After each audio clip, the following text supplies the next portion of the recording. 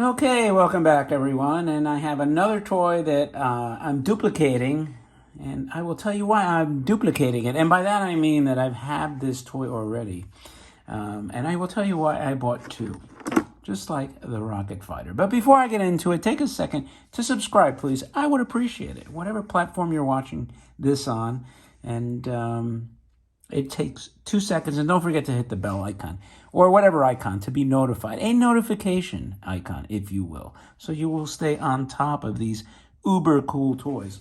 And anyway, with that out of the way, I have for you today my second Sam the Strolling skeleton. And I do have another one, but it was loose. I had this in a box a long time ago. I don't know why I got rid of it because they're so freaking cool, but I did. So I bought a nice minty one, and now I had the opportunity to find one with the box. And just so you know, there is a strolling Sally, I believe. So I have to find that one too. The female version. What makes it female? I don't know. They look anatomically the same, I would suspect, but I'll have to Google it and find out. But anyway, in the meantime, so here is strolling Sam and his skeletal glory. Very nice lithography. Now this is, by the way, Mikuni. You can see there. Let's see, can I get that? Yeah.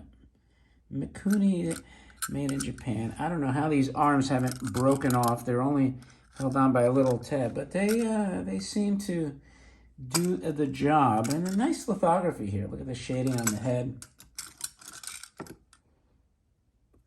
Reminds me of Ahmed the Dead Terrorist. That what's his name? That comedian does the face. Anyway, but this one has the ever-important box. And you can see here, this is some cool artwork. For a diminutive toy, this box is very nice. Trying to get the logo in there. Look at that. He's like in a castle background. The floor gives it that three-dimensional look.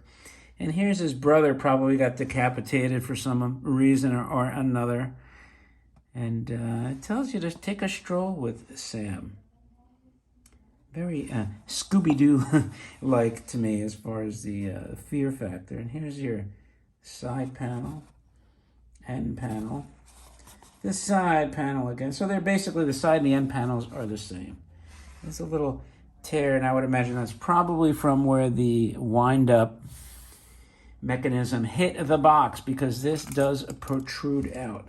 And that's where they usually seem to be punctured. So anyway, there's no on-off switch. I will wind this puppy up.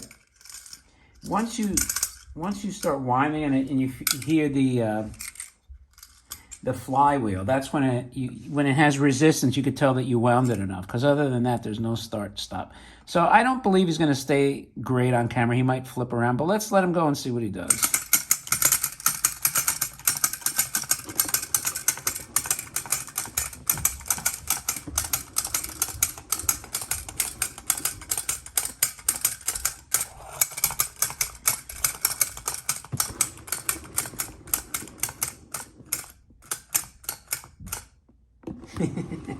He's like, that's enough. So that's the funny thing, when they come to the end of their cycle, they usually, when you lift them up and they don't have any resistance, they will do a little shimmy, right? But anyway, my friends, that is now your boxed Sam the Strolling Skeleton. So I hope you like this kind of stuff.